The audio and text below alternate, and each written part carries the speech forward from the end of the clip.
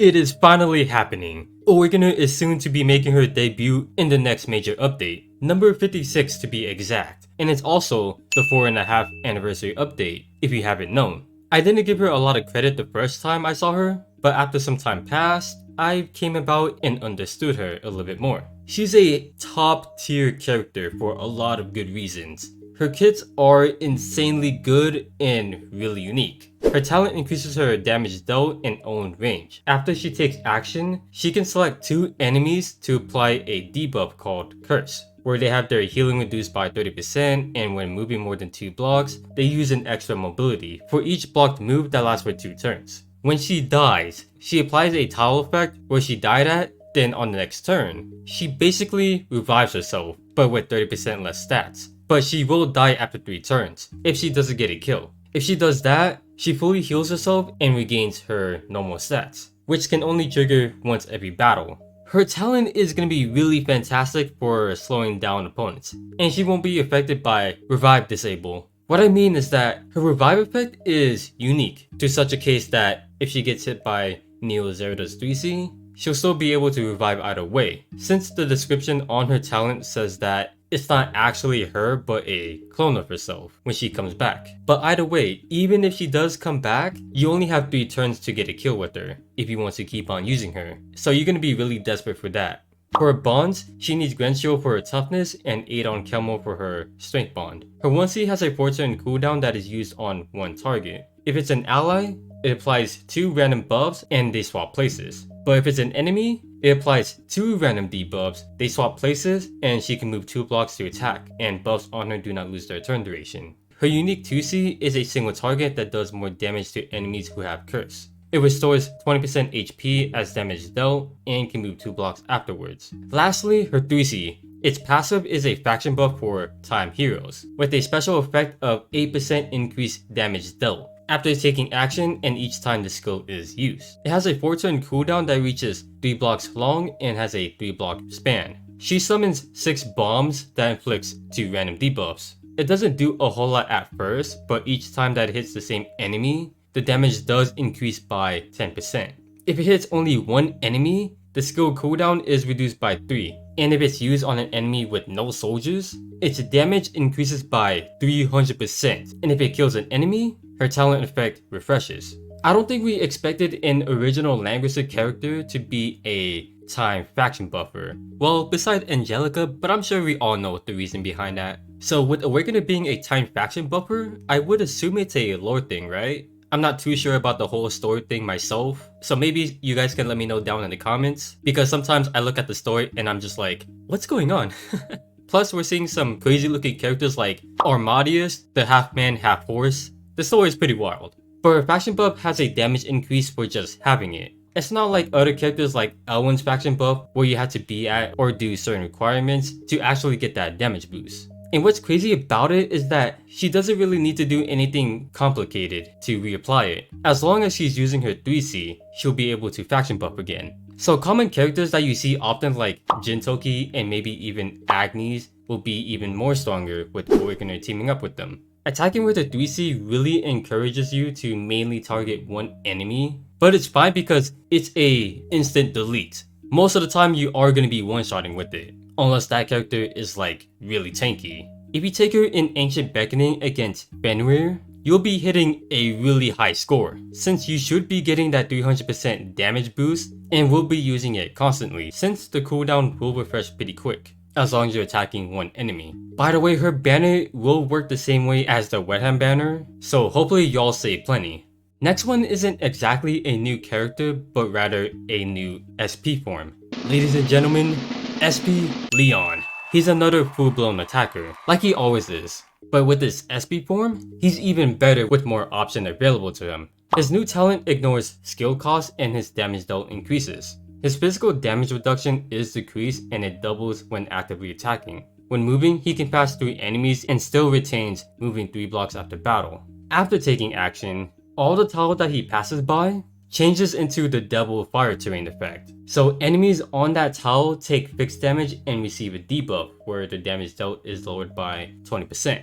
Some things to note compared to his regular form. His damage output is no longer limited by simply moving, and improved it a lot more by letting him create tile effects that deals fixed damage. And man, they really allowed that damage dealt reduction. So unless he's taking magic damage, he's gonna be somewhat tanky in the physical department. And if we take a look at his skills, he has an AoE that attacks 2 blocks around him that creates his tile effect that will inflict heal block only on infantry units for 2 turns. His other skill, it's a command effect where all allied cavalry units gets a 15% increase to their attack and int, plus 10 more when actively attacking lancers, and will attack first against infantry units. And that's not all. If Leon has his exclusive equipment, all friendly cavalry units have Terrain Master. Then the passive on this one just increases normal attack for every block moved, which is alright, and the new soldiers that he unlocks are the werewolves.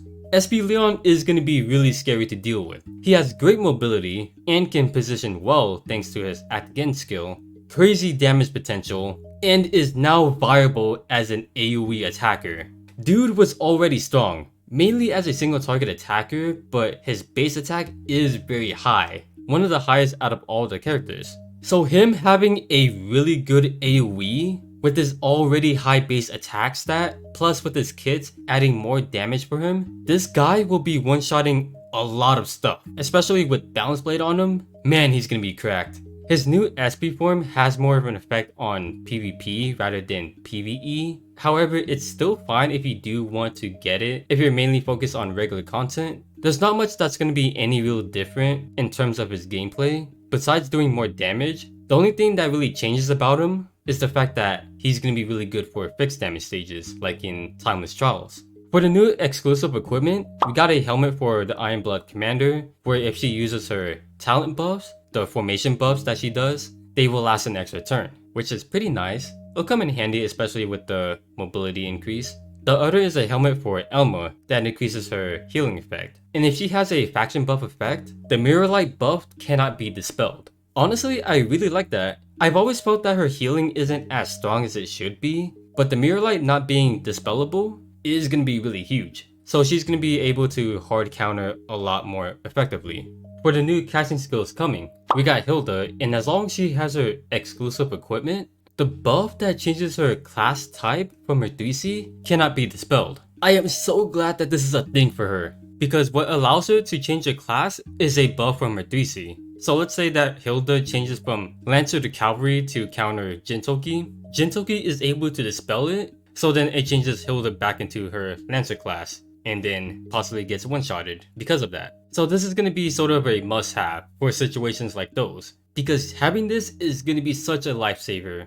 The second is for Alustriel. Her attack and crit rate are increased, but the effect is doubled if using Archer soldiers. Third is for Wiler. When using a single target assist skill, it gives them Desperate Prayer. That doesn't sound too terrible, but the problem is that he doesn't have a whole lot of them, so it's going to be kind of weird. Last is for Alfred. If he uses his 3C in water, the skill cooldown is reduced by 2. So overall, I would say Hilda got the best treatment here in terms of survivability. For the banners we'll be getting, some interesting ones are Wehttam. His banner is going to be tough, the same with Awakener, so good luck on that, if you are summoning on that. A week after the update is the banner for Adon Kelmo, so that you can unlock Awakener's Strength Bond. And I would really recommend that so that you can capitalize on her damage output. We should be getting a custom equipment banner, as well as a custom hero banner that should go up all the way to Neo Zerida and Lucretia. Man, they're really trying to get us to pull up that credit card. Because if you have terrible luck on getting Awakener, you're not going to have much. And this banner is really good to get a lot of characters that you don't have and get other characters for bonds. Then on the 5th week, yes, you heard that right. This update will last for 5 weeks. Unless Global changes things up, but we'll see. But on the 5th week, there should be a Valentine banner, which is really terrible except the Die Hard and Tierra's banner. Cause Tierra's is a really amazing healer, and you're going to be needing Die Hard for her bonds. As for new content we'll be getting, the Endless Voyage. Who doesn't love this event? And we got part 5 of the Component Challenge stages, otherwise known as Ragnarok of the Realm. Extra Gate of Fate chances are here. It lasts for 2 weeks. I don't think it has ever lasted that long, in a very long time that is. We should also be getting extra daily Aniki rewards and hopefully casting materials on a certain time of the week. We got a login event that gives plenty of good rewards. Even this background, which looks phenomenal by the way. As someone who's never seen or experienced Chinese New Year's, this looks really fascinating to look at. There's also this special co-op event, which I have no idea if Global will be getting it, since it was a thing that happened on Chinese New Year. But I would assume so, considering the rerun skins we're getting. So I would say that we're gonna get this.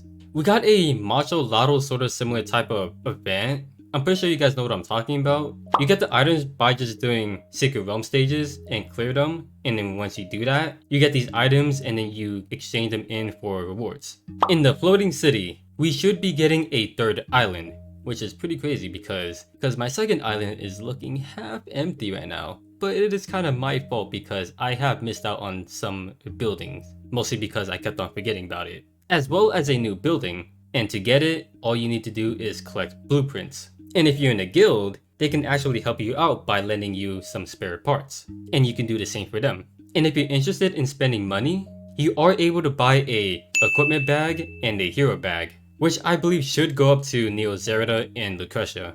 Looking into the skins we'll be getting, the Echo of Light for Awakener and Azusa. I still hate how they gave Azusa another Echo of Light skin, before giving her one that you can get with skin vouchers. It's a really nice skin at least, but I just wish that it was someone else, and they made this skin the one that you can get with skin vouchers. Once Season 13 is over, we should be getting the champion skin for Epsilon, and once Season 14 starts, we get a skin for the Fighting Monk and Egbert. We'll be getting some rerun skins celebrating the Chinese New Year theme, then a Macho Lotto skin for Caroline, which looks absolutely fire.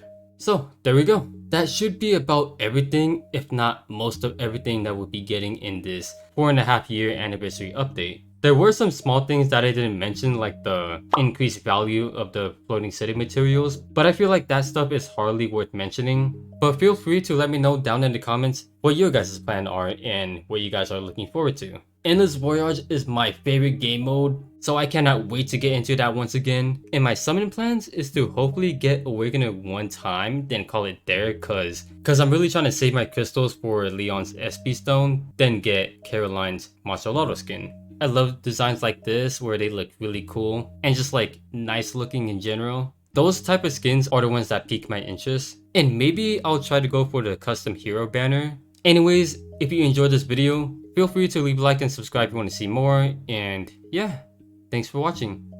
Your fellow Z.